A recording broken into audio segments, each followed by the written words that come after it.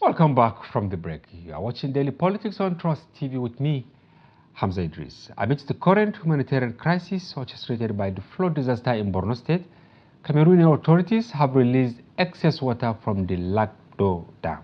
This latest development is coming amidst growing concerns on the poor maintenance of dams in different parts of the country despite allocations of huge resources meant for maintenance and flood preventive measures. Already residents of towns River Benue in Taraba State have started relocating and harvesting their crops as water begins to submerge farms following the release of water from Lagdo Dam.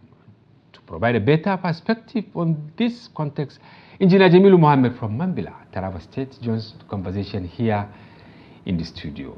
Thank you very much, Malam Jameelu, for coming to the program. Good evening. Thank you very much for having me. Yes, viewers, you can also join the conversation through dedicated phone lines to be displayed on your screen as the program unfolds. Yes, Jameelu, maybe first to send condolences to Borno?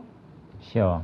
Yeah. It has been a week of or weeks of disaster, I think, coming from the background of the insurgency. People are trying to overcome certain challenges. Now this one is coming In a big way. in a very big way. I think people have forgotten this kind of situation. I think there was this one around 2000 and 1994. 1995. Yeah, especially in Borno. Yes. 94. But Okay, so we have had a lot of incidences, yes, flash floods across the country. not as big as this. The last one around 1994 was big, but I don't think it was as big as Yes, this one. experts and those who have knowledge of what transpired then said this one was massive. Exactly. And I think we've not taken a lot of lessons from what happened in 1994 because certain measures that were supposed to have been put in place, not only trying to maybe avoid such a situation, but also resettling people and trying to possibly give compensations. I think some of these things were not done or not properly done, and unfortunately we have come to fall into this one when we are highly disorganized in trying to attend to this kind of issues. We can say it is a global thing. While it is a global thing, I think there's a special peculiarity about how we handle our own in Nigeria.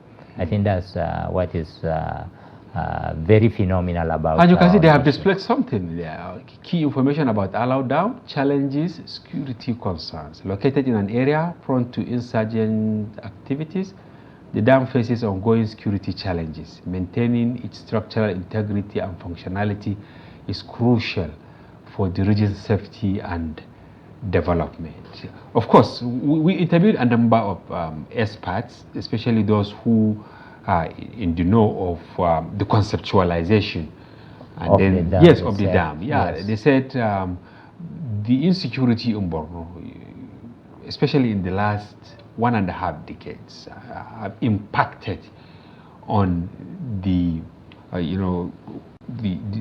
the chances to actually take care of the dam. Well, it may be so. Yes, it is a factor, a very big factor. But notwithstanding, we still have to look at compare the situation, that of Borno with possibly that of other states like Adamawa, Taraba, concerning the Lagdo Dam. I think while we can accept the insurgency issue, the Boko Haram issue as a factor, but I think the factor is small compared to other larger administrative issues that have to do with maintenance. Of course, maintenance, in fact, even the structural design of our own dams nationwide. In Nigeria. Yes. The structural designs are a bit old, let me say. You see, now we have mainly what is impacting on the system mainly is this climate change. I think we need to redesign our systems to reflect a climate resilient structure. This will require a lot of money. Well, and I don't think, you see, globally, there is a way to fund this kind of projects. Now, we have had example. We have had the issue of, you see, dams. When you build dams for certain strategic reasons. One is flood mitigation or avoidance. In the case of flood, I know some of these, in fact, that was the basic reason why we have had these river basin development authorities. Okay. Their core mandate is about flood. That's their core mandate. The river basins. The river basins. That's their core mandate. Well, are they meeting? So they are not. That's what I'm saying. Jameelu, that's a problem. Maybe we should open the line now so that viewers can also contribute. Call the telephone lines that will be displayed on your screen, but please speak, straight to the point. Avoid using foul language, and we are trying to provide solution to this existential problem. Now we'll be expecting your calls. Now you said river basin, and we have quite a number of them. Because we have quite a number of them. The problem is we have politics playing about how many should we have. Originally, I think in 1973, we have had maybe around 7 or so. Before 3 years later, around 1976, they were jacked up to about 11. Then in the 1980s, early 80s, 82, 83, 84, I think, it became that almost every state would have just the way we are having universities colleges of education now. But I think that phenomenon could not survive because the governments in the late 80s into the 90s had to be very pragmatic about what the river basins were. Right. And then they cut them to a reasonable number. Of course, Jameelu, you can see, on the screen, we did a story in the Daily Trust. Yes. 2020, this is 2023 to 2024. 40 billion ecological funds. We are now trying to expand the conversation. Yes, but then before we analyze it, let's take our first caller on the program. Hello? Good evening, Hamza Idris. This must be Shamaki. How are you? I'm fine, Hamza Idris, 2 days. Yes, and we're happy to have you joining the program. Yeah, good evening, the street. Okay. Yes, good evening. Okay, Shamaki, what is your take? Yes, the floods in Maiduguri and the accompanying humanitarian challenges. In fact, it was very unfortunate situation and sympathetic. This issue became a calamity, to say. And the problem is that there was supposed to be a channel on Maiduguri before. They don't have channels where water can pass through. If you look at other expenses, they have expanded channels. No matter the gravity of water comes into. So my advice to humanitarian management is that they should look into this issue because displaced people are even crying as I'm speaking to you. They are complaining seriously. Look at it now. So something needs to be done urgently if they can evacuate these people to lower areas so that by the time the water are subsided, they can be able to come back to their various destinations. I think it could be better. All right. Because as I'm seeing now, it's like the water is still. Yeah. So this is my take. All right. Thank you very much. Thank you very much, Shamaki. You heard what Shamaki said. Of course, our theme is disaster management, and we showed an infographic showing just 1 year. We just try to say, okay, and this has been going on and on. Even the, I think, ecological fund was meant to address some of these issues even before they happen.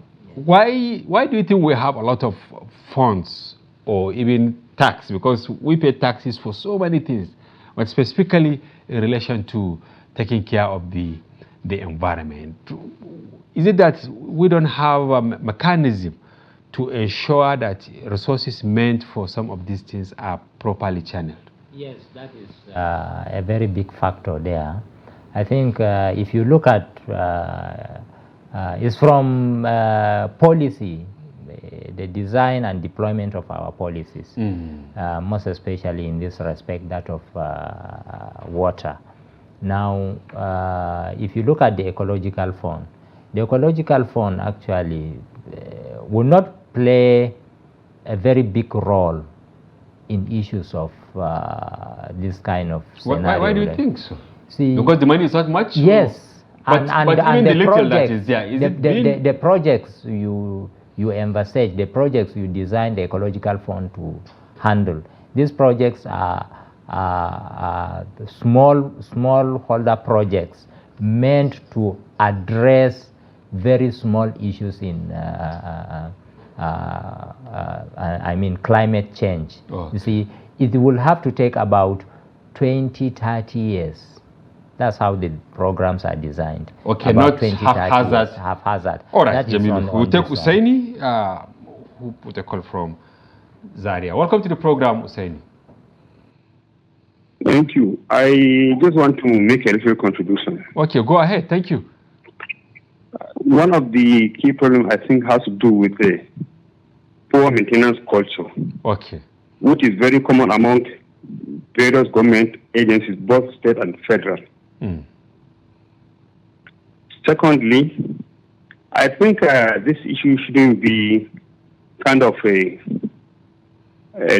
issue that concerns only a state.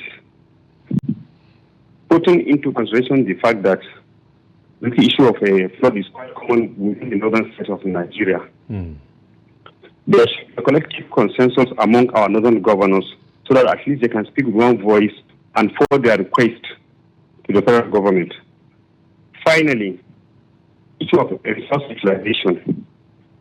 When there is an issue like this, and resource is made available for maybe reconstruction or whatever needs to be done, I think we need to be more transparent in utilizing the resources that are made available for such a project.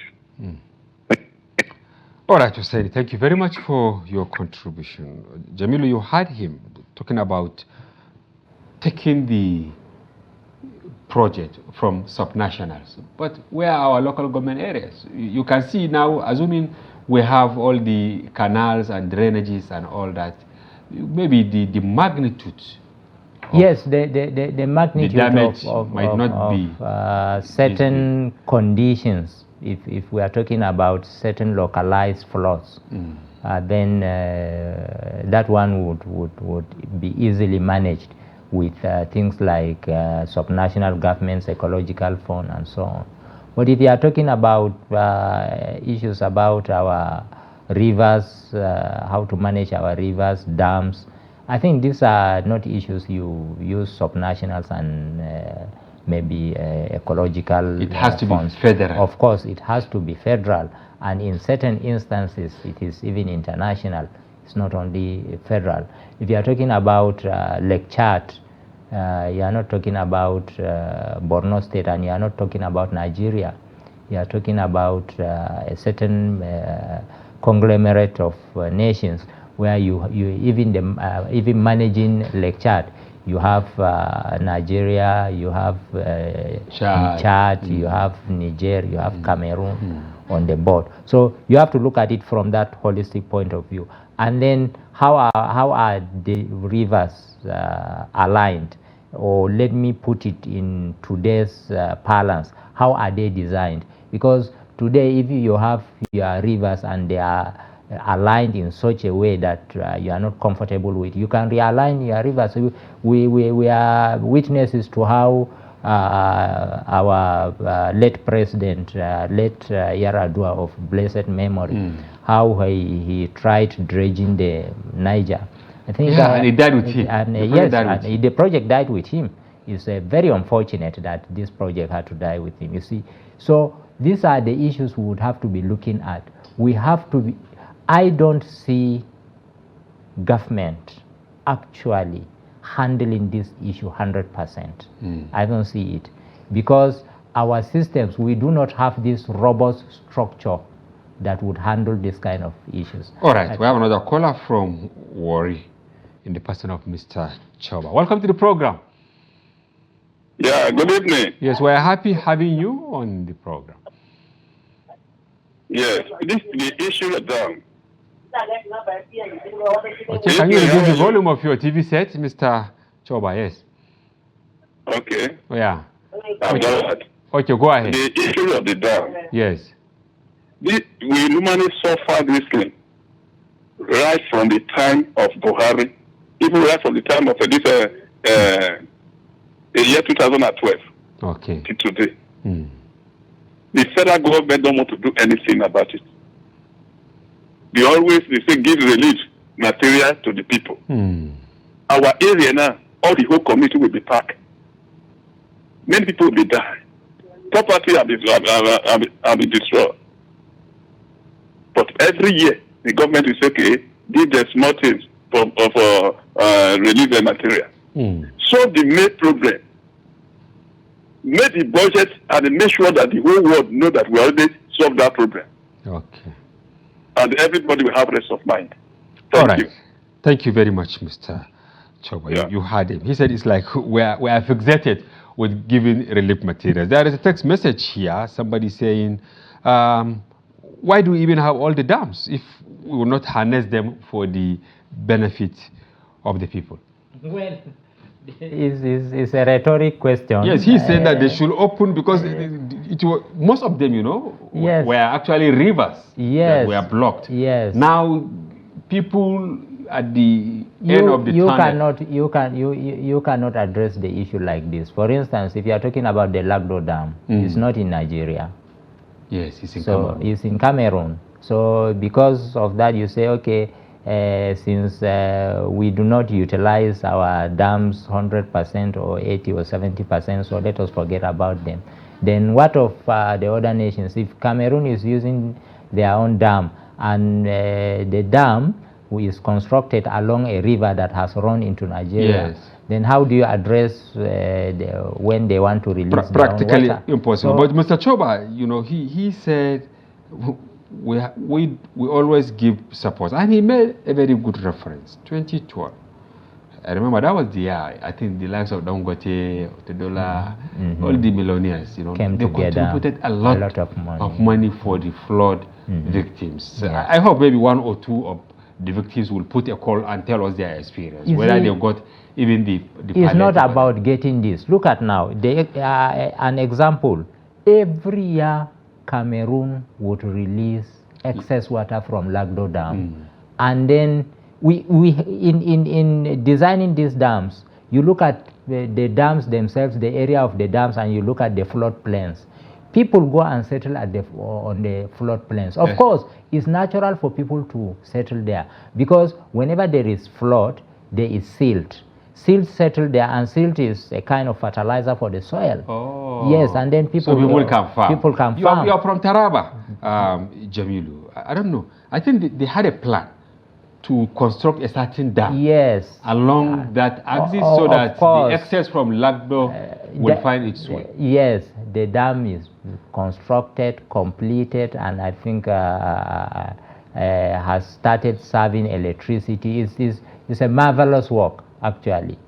But it hasn't been put to use properly. Well, I wouldn't say so now. I think the problem is evacuating electricity from there that remains now. But the construction of the dam is completed. I think everything. I don't think there is any technical issue remaining. Okay, we have another caller in the person of Dago from Nasarawa. Welcome to the program. Hello? Hello? Good evening. Yes, good evening. How are you? Welcome to the program. It's Muhammad Shamachov from Nasarawa State. You are welcome. We want to have your take on managing disaster in Nigeria. Yes, please. Go ahead. Yes, please. Hello? I want to appreciate you very much for even bringing this program on board. Thank you very much. Have you? All right. We're also happy that you are following us and appreciating what we are doing. I am following you right away from Nasarawa State in Agwatashi village. All right. Thank you. So how do we resolve disaster management, especially in relation to flooding in Nigeria? Well, it's a sole responsibility of the government of the day to come in its able way. Though everybody is supposed to contribute. Contribute in his own way. How? I know disaster can be managed by individuals through the sensitization that they receive from those responsible for management of disaster in the country. So if they can adhere to the sensitization that is given to them, I think a lot will be done. Okay, sensitization. And okay. that will be a very good support to the government. All because right.